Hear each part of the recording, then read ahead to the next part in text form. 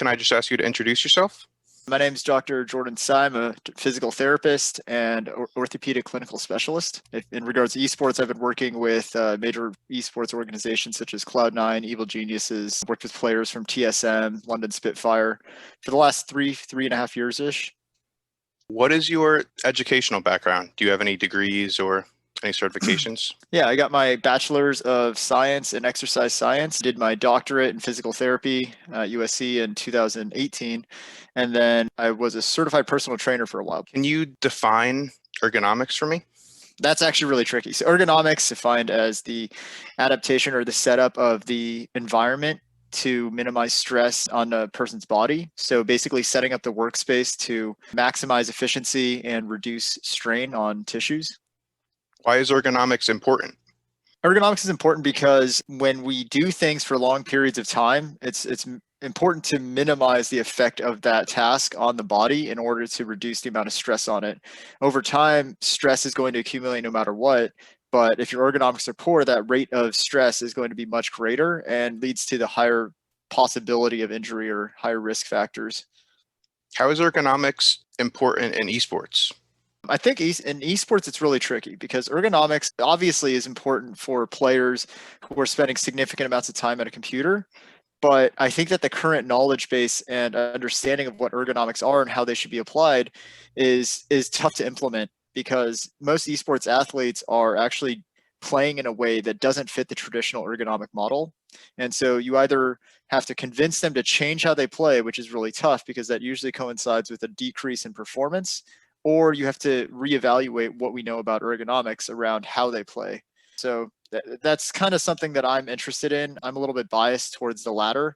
I feel like in most traditional sports as well, you see this. If you start changing athletes' form and they start performing worse, it makes it really hard to actually implement long-term change because they're immediately going to revert to what they want to do. And they're basically going to throw anything else that you try to give them out the window. What equipment is commonly used for ergonomics in esports? If we're talking about PC, keyboard, mouse players, then it's obviously your desk, your chair, the setup of your keyboard, the monitor height, monitor distance, the mouse, all of those factors and how they relate to each other is kind of where I would start. And if you're talking about console players, then it's a little bit easier. Usually it's just a setup of the monitor, the controller itself, and the chair. How important is it that this equipment is comfortable for each specific athlete? I think comfort is very important, and comfort and ergonomics don't always coincide either. There's oftentimes that someone's most comfortable position is actually not what we would traditionally see as a good ergonomics position.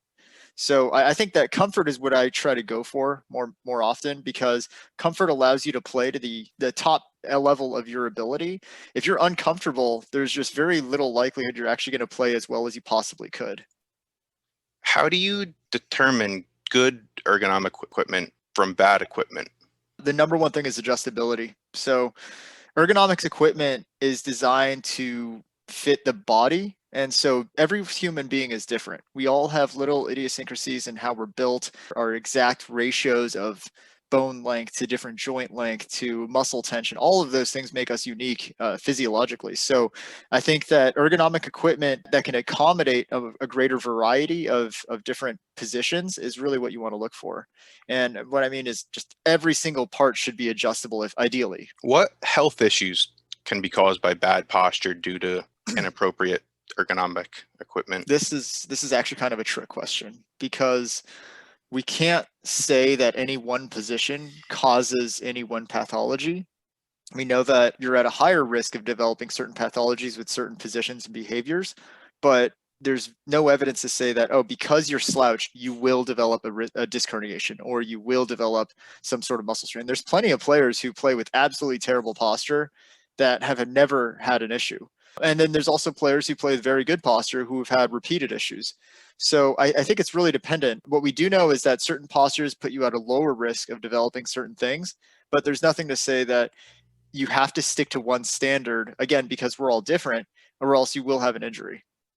What are your thoughts related to blue light blocking glasses? First off, I'm gonna caveat this with I'm not an expert in vision health or the effect of blue light on the eyes. I've read some research on it. I've done a little bit of a review on my own, and I've talked to an optometrist who was actually a specialist in this. So he was able to enlighten me a little bit a few weeks ago about it. But from what I understand, the majority of research, especially the systematic reviews, which are the highest level of evidence for blue light blocking glasses, suggests that it does help with pain or discomfort of the eyes. It can reduce that a little bit at night, but it's inconclusive as to whether or not it actually improves your sleep cycle, circadian rhythm, whether or not it actually decreases damage to your eye. I think that they're basically going off of certain markers that they've identified as toxic, and the presence of those markers in your eye indicate that there might be damage going on, but it's not very, very strong evidence yet. I do think that there's no harm in it. And what I've kind of advised players on is if you want to try blue light blocking glasses, go ahead. There's possibility of benefit, but the only downside is obviously you have to buy them and they're not always cheap. Do you have any thoughts on any wearable devices like the new Garmin Esports watch? I think that's a two-part question. So I think wearable devices are awesome. I think that is the wave of the future, that it's going to allow us to get real-time data and very, very useful data at basically an instantaneous rate and be able to track those metrics long-term. The second part of that is I don't know how much of it's useful right now because we haven't found any sort of, or we haven't done enough research yet to correlate things like heart rate variability or, resting heart rate or, EMGs. I'm not sure what else these things track beyond that, but we don't know how that actually translates to esports performance. We do know how it translates somewhat in a very, very loose sense to stress, fatigue, those kinds of factors. And we can extrapolate that those factors do affect a player's performance, but we don't have a clear-cut tie yet. So that's actually an area of research that I'm really interested in. But I think that's kind of the wave of the next wave of research is basically looking at how do we create measurable metrics that actually mean something in this arena, and then we can then use these devices to track those. Right now, we're kind of working backwards. We're getting all this data we don't know what to do with. Is there any other esports equipment that players are using for health and performance that you have any thoughts on? So one interesting one that I saw come out is, like there's esports apparel now. There's some stuff like wrist guards to enable more sliding, wrist splints. I'm not a big fan of splinting when you play because, again, it affects your performance. There's also posture garments, things that pull players into better posture, which I'm also not an advocate for because I feel like you're exaggerating an imbalance that probably already exists. When you take muscles off of load and you basically make them not work at all, they're going to atrophy. And so what you're going to do is eventually put players into positions where they're so not used to using certain postural muscles that they won't be able to. And you'll have to completely retrain it. So being a physical therapist, I usually veer more onto the side of let's train them to use certain muscles better and differently. And then that translates into long-term benefit. Do you have any recommendations for comfort with your mouse and finding your sensitivity with it? Comfort with the mouse, again, it's kind of a two-part question. Comfort with the mouse, I think of as more of the fit of the mouse in your hand, as well as the setup of your mouse pad. So most players, I recommend, actually all players, I recommend that they keep the armrest of their chair level with the table height, and then their mouse hand should be about a 20-degree incline at the wrist. That's generally considered the most optimal position for your hand at rest, right? So you're supposed to be in a slight extension.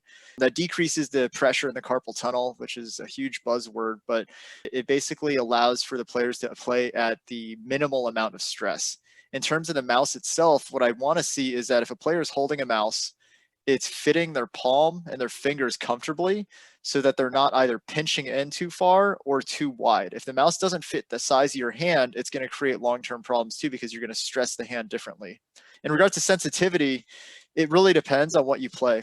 And so most pro players find an optimal sensitivity for the game that they play. What I've noticed the trend is that most FPS players like Counter-Strike, Overwatch, Valorant, CSGO and stuff, they basically all play at a very low sensitivity compared to the higher sensitivity of MOBAs or like World of Warcraft, those kinds of games where they do a lot more just wrist movement without as much arm movement. They tend to play at a higher sense so that they can get the mouse across the screen faster. Do you have any recommendations for any warm-up or cool-down exercises while gaming? Yeah, absolutely. So something I really stress with all the gamers I work with is before, after, and during sessions is what you want to think of your workouts being. So there's certain things you want to do before, there's certain things you want to do during, like in between games, and then there's certain things you want to do after. So before, I usually recommend a warm up of some postural exercises, so chin tucks, scapular retractions. Again, a lot of these exercises are designed to start activating certain muscles before you play, and then hopefully you keep them on while you play. So pulling the shoulder blades back, pinching them, maybe doing a chest stretch. And then one that I definitely stress is tendon glides. So what you're going to do is basically roll your fingers down into a fist, roll them all the way back up, and we're going to do this slowly about 10 or 15 times. And this is designed to take your fingers and joints through full range of motion, which is something that you almost never do while you play. And then after about 10 or 15, I have them do roll down with the wrist movement. And then they extend with the wrist movement. The reason you do this is because all these tendons, all these muscles that run through your hand actually end in your elbows near your forearm, right? So they actually go all the way down here. So if you're not incorporating this motion as well, you're not getting that full range of motion. And the reason I stress that is when we know that when you're in a small range of motion, like clicking a mouse or playing on a keyboard for long periods of time, you're using such a fractional amount of your total range that it starts to cause a lot of irritation at the tendon levels. So the most common issue I see in League of Legends players is probably irritation of the extensor tendon in the forearm. Mostly due to their click rate. So that's almost common across the board. Even if it's not a pathology yet, almost every player I work with after a couple of games of league, they're really sore through here. And so strengthening the extensor tendons themselves, strengthening the extensor muscles, in addition to going through full range of motion, is a great warm up. In between games, I usually go with stretches. So after you play a game and you want to take a short break, I do chest stretches. I'll have them move through full thoracic range, kind of, take basically kind of the same concept of taking your spine down and moving it through range that you're not getting before you play. And then after kind of repeating all of that, but then also incorporating recovery techniques like massage therapy. If they have a massage gun, they can use those on sore muscles. They can do stretches, long stretches after that. If in the event that they've already had some pain, I usually recommend that they ice down certain areas just to reduce some of the inflammation. But yeah, it's mostly based on what period of the day you're in and then kind of what your goal is. I've heard it doesn't really matter like what you do. If you game for a long duration for like 10 plus hours, you can still get injured even if you have good ergonomics. How important are these breaks while gaming? Absolutely. And that's actually why I was stressing that ergonomics to me is variable. Ergonomics is basically setting up your session to reduce the amount of stress that you accumulate over time. If you put that on a long enough timeline, it doesn't matter. You're absolutely right. You're going to get to a point where your body's fatiguing and breaking down and everything is just hurting. Ergonomics is the first step. I really think that recovery techniques and training the player to take certain breaks and do certain things during those breaks is going to promote even more longevity. So one player I work with, notable pro player, he basically his issue was that his ergonomic setup wasn't great, so we changed that and that improved a little bit. But then because he was playing so many hours, he was still having some of the pain that would come up after a few hours. So by adding in just short rest breaks, like I want you to take 30 seconds every hour or even 1 minute every 2 hours to do certain things and change your positions up. He's able to actually extend his play time from 6-ish hours with a lot of pain to about 10 hours with minimal pain. And it's just because you're allowing your body to go through these short recovery cycles. What is the main issue that you see with esports athletes relating to ergonomics? It's mostly a lack of knowledge. I think that's something that I'm trying to do more of, is build the knowledge base and awareness around how to set up their stations correctly and how to do things right. But that's not, in my opinion, the biggest problem facing them in terms of their risk of injury. I think the risk of injury is more tied to their health beliefs and their activity level. So the number one way to prevent a lot of these things is to get them into a regular form of exercise. Right. So if they're doing some sort of training every day, it's just going to put them in a better position physiologically to avoid a lot of these issues. What would you say are the most important ergonomics tips for an esports athlete? The most important thing would probably be the relationship between the desk height, chair height, armrest to the mouse and keyboard hand. I think that the biggest issue is usually arm related, so wrist, shoulder, hand. So having those set up correctly would probably give you the most benefit.